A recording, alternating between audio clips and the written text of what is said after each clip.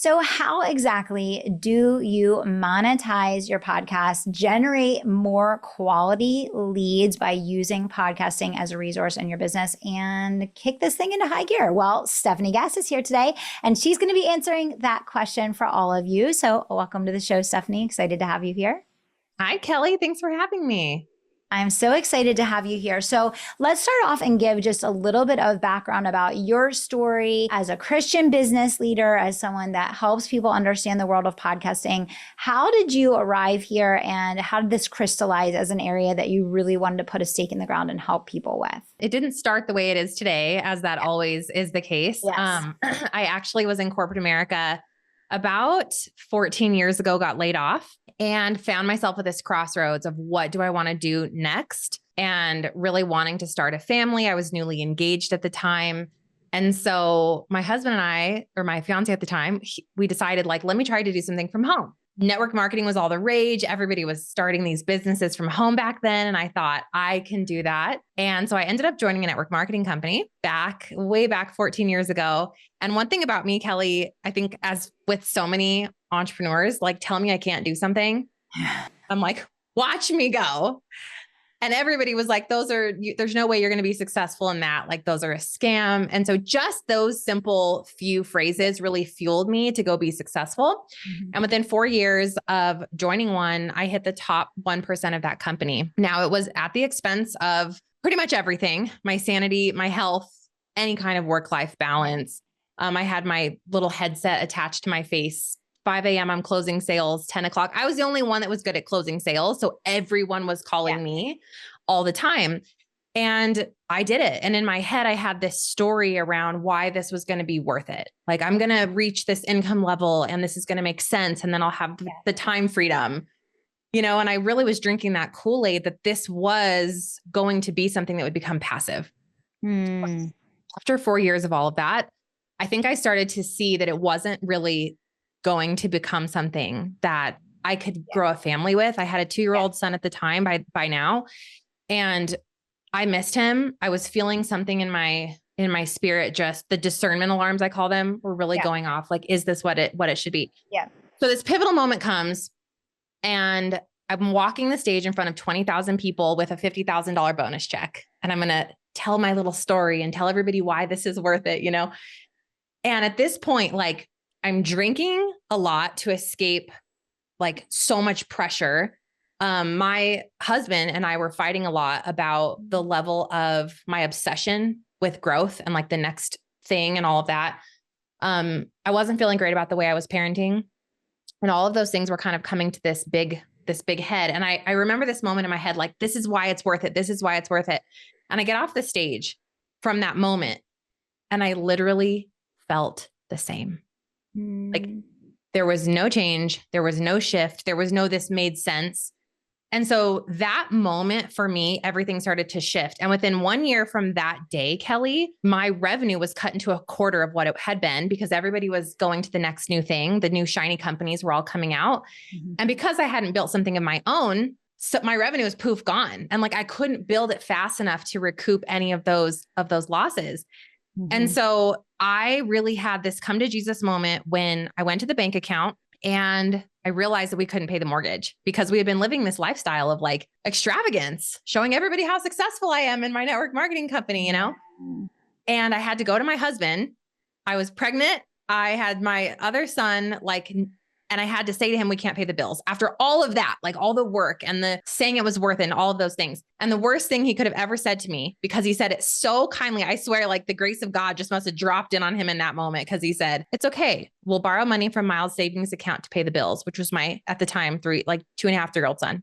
And it was awful. It was like the worst thing he could have said to me because I realized it wasn't all worth it. And I had to do something different. This wasn't going to work anymore. So that was the moment that I really had to turn to God. I was in my full breakdown. I call it my Britney Spears 2016 year. When she like hitting the car with the umbrella, like full out identity crisis. Cause I had been the success of my company. That was my identity. And so that really was the year where I just handed it all. I surrendered it. My faith is a big piece of who I am and how I've grown what I now have. And because I just gave it all to God, I said, I'm done trying to carry it. I can't do this anymore. I want to be present with my kids. I want all these things. And to make a long story short, I ended up writing on a sheet of paper that day with the Holy Spirit's help, all the things that I was called to be. And it was a present wife, a present mom, sober, a kingdom business owner, a good friend, a good daughter, all these things that I wasn't at the time. Mm-hmm. And what's so crazy is from that day, I just started focusing on the next right step instead of the big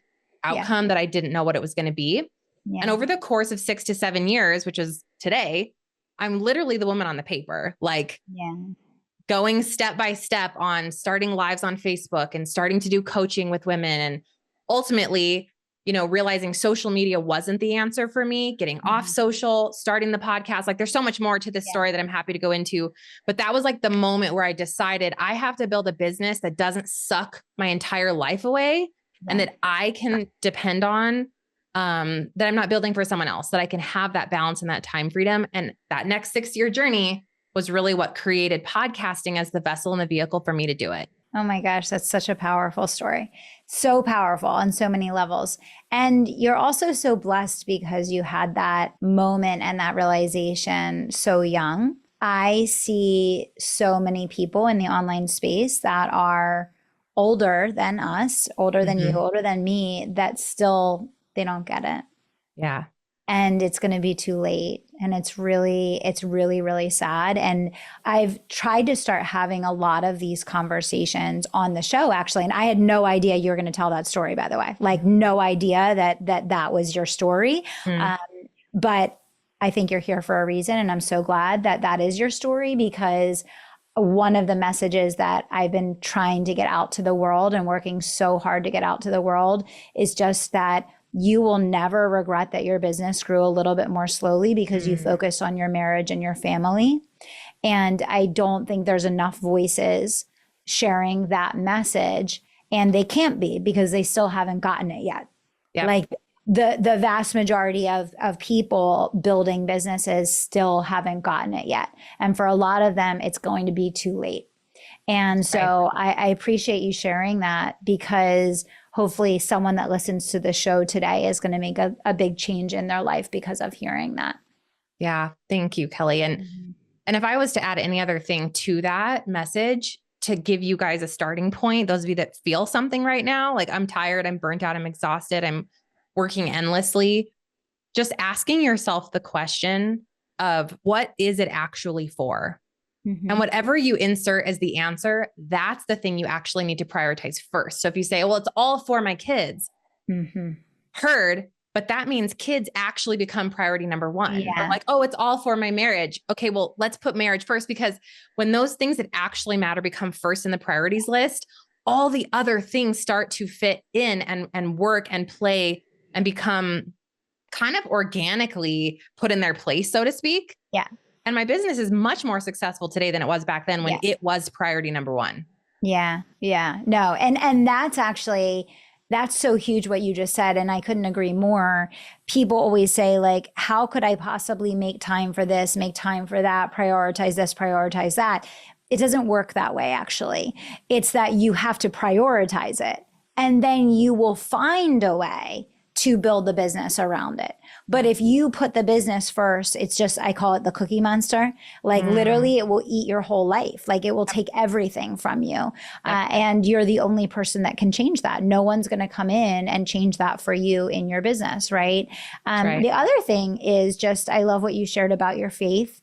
I actually did a post about this yesterday because I've had so many people kind of like sideways asking me, like over the last year and a half, like, oh, like, why are you suddenly talking about your faith so much? Like, did you like just find Jesus? Like, people think it's like this, like, I'm like, no, I'm like always, if you listen to my podcast from so many years ago, I kind of like, I did an episode talking about it, but I started getting very loud about it the last couple years because I recognize that so many business owners, if they don't find God, if they do not find a connection with Jesus Christ, with their creator in some way, shape, or form, they're just not going to make it. Like Yep. that's just the truth. Yep. It's too much of a burden to carry. And Right. our society has done a really good job of convincing people that you don't need spirituality. You don't need a relationship with God. You can do it all your own. It's all about self-confidence. It's all about self-esteem. Yep. It's all about the me economy. And it's so destructive. Yep. And it's very interesting because I think a lot of people have been crystallized to share their faith so much more in the last couple of years because they see that it truly is like it's spiritual warfare. Yes. And it's not for your own benefit. It's for the benefit of people who don't yet have that in their life, that just maybe by being a person of influence that shares that you don't rely on yourself and that you do, count on God, and that is a part of your daily life, and that you do make decisions around that. And, all of those things that can be the thing that saves a marriage. That can be the thing that transforms a relationship with your children. That can be the thing that when you're about to give up, allows you to have the fortitude to keep going. And I think it's just really important that people hear that message over and over again from as many people as possible. I couldn't agree more. And I think the biggest thing that really I realized, Kelly, similarly to you, like I was a Christian back then when I was building my big company, but what I was doing is I was compartmentalizing. That's the same thing I did. Yeah. God's allowed. Yeah. Like God's allowed in this part of my life. He's allowed to help me with this thing, but like, he can't actually help me with drinking. Because I actually don't drink too much. I don't know exactly what you're talking about, God. Right. I'm like, he can't actually help me in my business because like, so good. I have to control that thing. Right. And so taking a look at the things that like we're gripping with that white knuckled ferocity, those are the things that you have to relinquish to him. Yeah. Because his plan for that thing is 1,000 times bigger and better than your plan for that thing. Like my business today, and I'm sure you can attest similarly for yours, Kelly. Yeah. It's so big. It was never on a vision board. It was never something I journaled about. The company where I have 15 interns. I'm like, what is this? Like, I don't even know what this is. And the point there is like, God's plan is so much bigger. But if I didn't get out of the way and stop the control, he couldn't step in as my true CEO. Cause now like I'm just in partnership with him and I talk to him about my business all day, all the time, hiring decisions. Like, should I take this opportunity? Am I going to do this thing? God's in all of it with me. And now I've realized there's no piece of my life that I need to hide under a rock from him. And when you guys start doing that, like know that he knows it all anyway. Yeah. And I just started actively talking to God, realizing this isn't about a nighttime prayer or perfectly positioning how I allow God in. It's like, he's everywhere. He doesn't care if I'm crying over the dishes with snot. Like I'm so upset because this girl has more downloads than me. Like he can handle our ridiculousness. Yeah. And what happens is when we start to get in the practice of treating God like a best friend, he comes in on all levels in all areas, and you start to get the answers that we are desperately seeking after and just wasting time. They're already there. Like I use the visual of God's here standing next to us and he has a gift, and it's in all areas, whatever the thing is, right? That you're like holding on to so tightly. He has a gift. He's like, hey, I'm right here. I'm literally right next to you. And we're just dancing around like, oh, I don't want your gift. Like, I'm just going to keep shopping. I'm going to keep looking myself. I'm going to keep asking this person and this person. And like the entire time until we just stop moving. Yeah. And we shift our eyes to him and say, I'm ready to receive the gift you have. And we just open the gift. Like, he loves us that much that the answers are already there. So those of you like, I'm tired, I'm stressed, I'm sick of social media, I don't know if this is the right thing, or I'm struggling in my marriage, or I have this certain addiction in my life, just look at him and ask for the answer for the gift. And it may not be the way that you think. I didn't ever think I would just be sober and be able to quit drinking. I never thought that that was in the cards for me. And it was always right there. Like the gift was always right there. And that's how it was in all the areas. So I just encourage all of you, no matter how far you may be from that place today, just begin with the ask. For sure. For sure. No, I love that. Okay. So fast forward to today. Talk to me about what you're doing in the business now. And let's give everybody just a couple like tips for how they can take some of what you're doing and put it into practice. And then of course, we'll tell them where they can go for more. For sure. So I was trying to grow my business everywhere for a long time, right? After the whole breakdown of the network marketing thing, really trying to figure out what I was called to do in business, I just started showing up messy on Facebook Lives. And I had a baby on my hip and I would talk about sales and marketing. So that's all I knew how to do really well, is sell and market. And people started asking me, do you coach? And I'm like, God, do I coach? He's like, yes, you do. No, he literally doesn't boom down your answers. You just get a feeling. So like, I think that that's a, let's try it. Right. And so I started coaching these women and they told me like, thanks for the clarity. You gave me clarity on what my business would be. So, I'm a clarity coach. I help people get clarity on what their business will be. Well, this thing naturally evolved over the year or two, and I was getting clients, but it was slow and it definitely wasn't refilling the bank account. And I kept praying, like, how do I grow this? How do I grow this? I was spending 4 to 5 hours a day on Instagram, Kelly, like doing the stories, the lives, DMing and following the person and like this whole thing, thinking like, this is how you get leads. I didn't have money for ads, so that wasn't on the table. And also I didn't even know what the heck I'm selling. I didn't have a brand really. Right. And so it was Instagram, it was social media. Well, I started to feel again, those same discernment alarms. Like I am capitalizing on these special moments with my kids to get leads. And like, it did not feel aligned for me anymore. And I was drained, tired, burnt out, addicted to my phone. And I was like, there's gotta be a better way. So doing that, I'm blogging, I'm on YouTube. It's really messy. Don't have a clear brand. I'm all over the place. And it was October of 2018. I had a prophetic dream and I heard start a podcast, like very clearly. And I'm like, podcasting. I didn't listen to shows. No idea that was even like a thing. And I knew that it was from God though. I knew it was some type of direction from him. So I got a staticky mic from a drawer that was like $20 from Amazon, made my own art. Don't recommend. It was extremely ugly, randomly picked a name and like started recording.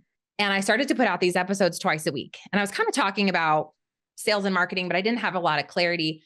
What's crazy though, is the podcast within 1 year grew a 6-figure coaching business exclusively. Like none of the leads were coming from the Instagram that I was doing. Nothing else was bringing in leads that converted other than the podcast. So I actually did a social experiment and I got off of Instagram for 30 days, took my audience with me on the journey because I just kind of wanted to do a fast from Instagram, but everything grew, everything, the revenue, the list, everything grew. And so I actually stayed off for 6 more months. Again, everything kept exploding. It's now been 2 years since I've even personally been on socials, and the company went from, 6 figures to 7 figures, all the things exploded. And it was all through the podcast. And I have so many things I want to say about this, but the biggest one is like, why are we doing the things that are not working in our company anymore? Like, especially those of you that are solopreneurs, you have 1 or 2 people on your team, stop doing crap you hate. Stop doing stuff that doesn't actually result in a sale. Stop doing things that aren't lead generating. Stop. I kind of put all of it on the table, Kelly, and was like, inventory this. And I realized and recognized the only thing generating leads on my email list and conversion was my podcast, my email list. And then we had a Facebook group where we were working on conversion. So we pared it down to those 3 things, rode that out for 2 years before we started adding another strategy on top. And, so I'm sure you have questions from there, but the podcast was really the largest conversion tool that it was so unexpected. Yeah, no, I mean, I love podcasting and I'm not surprised to hear you say that at all. So let's talk a little bit about what you did with the podcast that you think was the most meaningful. Like, what were your top needle movers? What are the things that you're really focused on now in order to grow it and to monetize it? For sure. So the first thing I did is I had to get clear and niche down. So as you recall, in the beginning when I started, it was messy. It was called the Mompreneur Mastermind Show. It was all over the place.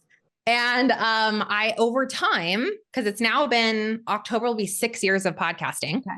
So over time, it's gone through iterations and got more clear and more clear and more clear. So it went from that to the Stefanie Gass Show, which epic fail. No one knows who that is. No one cares. So ultimately became online business for Christian women, very niched in. It's specifically one problem that I solve, growing online businesses for who? Christian women, of course, men, and everyone is welcome no matter their faith walk. But for me, like, having a biblical foundation is so important when you're thinking about growing a kingdom business. So I just went in. I'm like, I'll dare to be polarizing. Like, it's fine with me to attract the right people. So being willing to do that, get so niche. I actually go 3 layers. It's called the micro niche. So you find what is my category? What is my specific pocket of the category? And then what's my who? Those things will really give you that clear, like dartboard that you're going to shoot your dart at. I then really got serious about brand. So your brand needs to look professional. Please don't create your own. I know like we have to DIY stuff for a hot minute, but if it can't look somewhat professional, don't do it yet. Like I sold coaching calls without a website. Like they just went straight to actually emailing me. It's so funny. Like I got to a 6-figure company without a bunch of stuff. Yeah. And the point there is like, if someone goes to a website and it looks busted and you made it yourself and the branding isn't great, like you're not edified. Yeah. No one's giving you the dollar bills. Right. And so skipping the things where you can't afford to have them look professional yet might be actually a better play for you right now. And just having people email you or having them book you straight through like a Calendly link for coaching, things like that. That is key. The biggest thing with the podcast that helped me monetize was having really core tactical content that was so consistent. I have podcasted twice a week for the past 6 years without fail. So if you know you're going to go on vacation, I batched. If I always have a bank of episodes in case I get sick or a kid gets sick, I'm here. And like people know if they want to find me, it's on my show. Like you're not going to find me elsewhere. And so that's the place. And I stopped showing up everywhere and started showing up one consistent place where all arrows led back to the podcast. Yep. So that was super key for conversion. The other thing is I sell every episode, every single episode. I am telling people what the next right step is for them. So don't shy away from that. I see a lot of my students go, oh, I can't sell on every episode. I'm like, why not? This is literally a free tool. You're giving away so much value. Tell them what the next step is. Like I was on YouTube the other day watching this girl with her awesome meal prepping stuff. And I was like, I want to buy something from this person. And I'm going everywhere, Kelly, trying to find like, I just want to buy the thing. And they're like, get on a call. I'm like, I don't want to get on a call. I just want to buy the thing. Take my money, you know? And it's like, why do we make it so hard for people to say yes to you? So sell on every episode organically. Don't be weird about it. Just tell them what you have for them. Yeah. That's a big one for me. And then the other thing is simplicity. This is my last really, really sticky tip for you guys. It's not about selling 27 things like, oh, but maybe they need this, but maybe this one. What about a tiny offer? What about a big ticket? Like quit. What is the one problem you specifically want to solve for people? One specific offer that you have for that thing. Because the instant you have created buyer confusion, you've lost the sale. If you're like, you can do this or this, nope, wrong. Done. Your sale has left the table. So this is what you are doing with me. You are going to do this thing. And ideally, if you guys have a small audience, start with coaching. It's the easiest way to generate revenue. Yes, it's time for money, but it's means to an end of getting clarity on what the course will be. And then as you grow your audience and you start to get those sales in your coaching clients, you're looking for a recurring theme, a consistent pain point you're solving that you then can turn into like a passive course or a group coaching program. And last tip, you're gonna have to re-listen, you guys. There's lots of tips in here for you. Is I have my students actually not create offer number 2 until offer number 1 is over 6 figures. Because again, that just alleviates buyer confusion. Yeah. We're very similar in what we teach as well. Yeah. I love that. And we have people start with their highest ticket. And then, I mean, that makes total sense. And I think that I wrote those down just to recap for everyone. So 3 layers deep on your niche. So who is your category? What's the category within the category? And then who is it for? Right? We talked about building brand. We talked so much about that on the show, but like, what is the look, the feel, the energy, the professionalism? Would you buy from you? Right. And I think a lot of people, show up that way. And I actually really agree with what you said, where sometimes like, don't even have it. If you can't do it and do it well and maintain it and you're not at the place yet, it's okay to not be all things to all people. Like get a couple things dialed in and really working. The tactical content, I love that. Selling every episode. So let's just double click on that for one quick second before we send people out with that. Talk about some of the strategies that you use to sell in each episode. Are you focused more on getting people to book a call? Are you selling them directly to click a link to buy? Give some suggestions and strategies around just the trends that you've seen around that.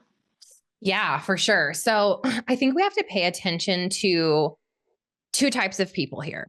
One are the people who are new to you. And if our podcast is doing the job that we've set out to do, it's bringing in new leads all the time because the podcast is my lead generator. Yeah. And so I have new people all the time. Well, I also have my warm and hot traffic as well. So here's what I do. Let's say that they want to, it's an episode all about starting a podcast.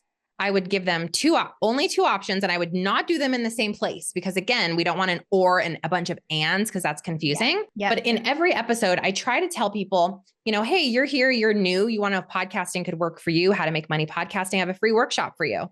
It's podcastforgrowth.com. So I give them what's the free thing to help collect the lead where we can continue to nurture, whether that's a workshop, a simple checklist, you guys, is fine.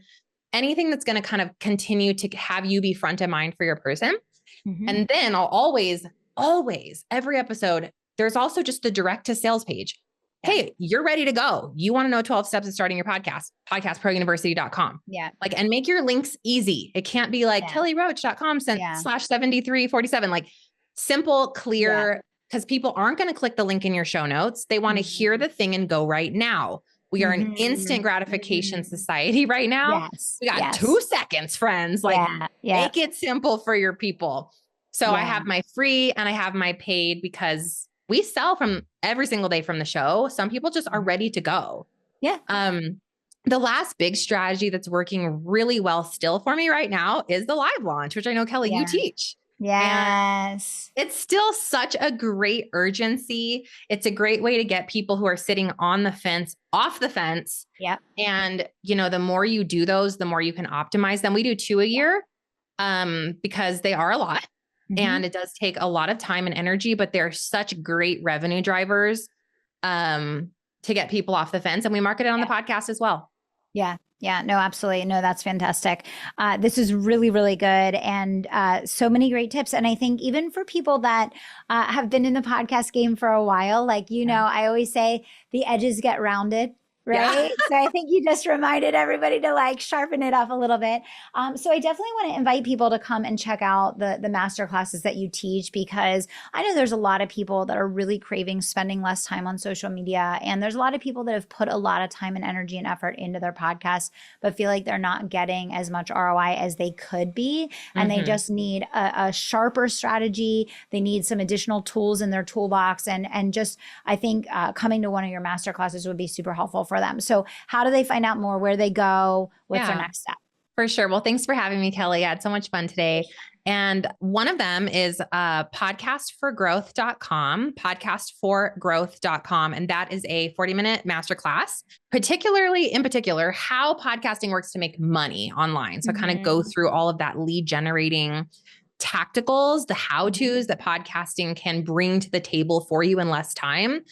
And then, of course, my podcast is another great next step for everybody. You guys, I have over 730 episodes. It's been 6 years on anything to do with podcasting, courses, coaching, bringing faith into your business, all of those things. And that's online business for Christian women. And again, anybody's welcome. I have a lot of men actually in my student community now, which is fun. So I think those are great places for you to keep growing in a way that really feels simple and sustainable. 2 of my favorite words in business, simple and sustainable, so that you can have your time back and maybe find some of that freedom that you've been searching for. Absolutely love it. This was fantastic. Stefanie, thank you so much for everything that you shared today on faith, on the journey, on simplicity, on the power of podcasting, and so much more. It was great to have you on the show today. Thanks, Kelly. All right. Thanks everybody for tuning in. Remember that sharing is caring. So the best thing that you can do if you got value out of today's episode is share it out on social so that someone who's never heard the show before can be exposed and can become a listener for the very first time and enhance and grow their business with us. Thanks for tuning in. We'll see you back here next time.